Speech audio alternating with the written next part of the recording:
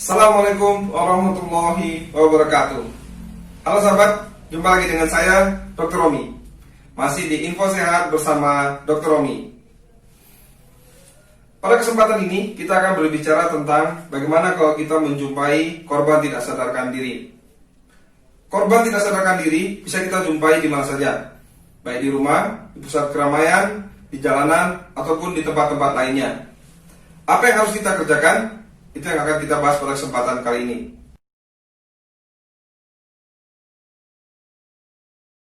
Bila kita menjumpai korban tidak sadarkan diri, maka yang harus kita lakukan pertama adalah memperhatikan keadaan korban. Apakah masih ada ancaman untuk keselamatan korban? Kemudian kita pastikan juga lingkungan sekitar apakah aman untuk korban dan bagi kita sebagai penolong. Karena bisa saja korban tidak sadarkan diri ini kita temukan di pinggir jalan atau bahkan di tengah jalan. Jadi yang harus kita pastikan adalah yang pertama, masih ada ancaman bagi korban atau tidak. Misalkan tenggelam atau di tengah keadaan yang terbakar. Juga lingkungan sekitarnya apakah aman buat korban dan juga bagi kita penolong. Sehingga apabila diperlukan, maka kita bisa memindahkan korban ke tempat yang lebih aman. Aman bagi korban maupun aman bagi kita sebagai penolong.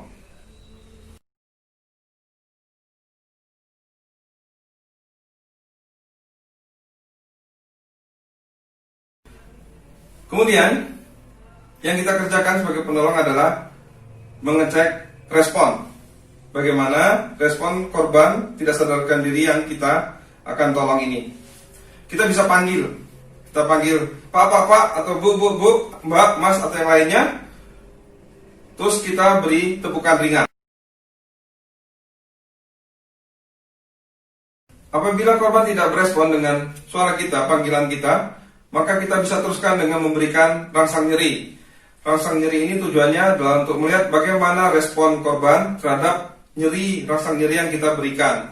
Caranya bisa dengan menekan area tengah dada korban dengan kencang, atau menekan area bahu korban dengan kencang, atau juga bisa sederhana dengan menekan pangkal kuku korban dengan ujung kuku kita sekuatnya. Nah, ini rahasianya. Kalau orang pingsan, itu denyut jantungnya masih ada, napasnya juga masih ada. Sehingga kalau kita beri rangsang nyeri dengan kencang, pasti akan memberikan respon, baik menarik area yang nyeri, mengeluarkan suara, atau yang lainnya. Jadi kalau kita menemukan korban, kemudian kita panggil tidak memberi respon, kita beri rangsang nyeri juga tidak memberi respon, maka kita bisa pastikan korban ini lebih dari pingsan. Maksudnya ada sesuatu di jantungnya atau ada sesuatu di jalan napasnya. Untuk itu, sepintar apapun kita, sehebat apapun kita, seterlatih apapun kita tidak akan bisa menolong korban dengan keadaan kelainan pada jantung atau napas hanya seorang diri. Jadi langkah berikutnya adalah yang kita lakukan adalah panggil bantuan. Selalu panggil bantuan, karena tidak mungkin kita menolong sendiri. Setelah itu baru kita cek nadi, cek pernapasan korban.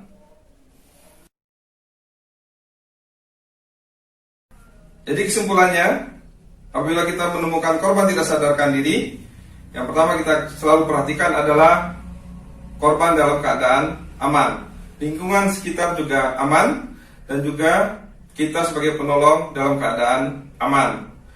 Kemudian baru kita beri atau mengecek respon dari korban. Apabila korban memberi respon, berarti keadaan jantungnya baik, keadaan pernapasannya juga baik. Kita letakkan di posisi aman untuk kita observasi. Tapi apabila ketika kita cek respon, bahkan kita beri rangsang nyeri, korban tidak berespon, maka langkah berikut yang selalu kita harus lakukan adalah memanggil bantuan atau tenaga ahli. Dan apabila kita mampu melakukan, kita bisa melakukan cek nadi, cek pernapasan, dan apabila diperlukan, kita bisa juga melakukan resusitasi jantung paru. Demikian video pada kesempatan kali ini.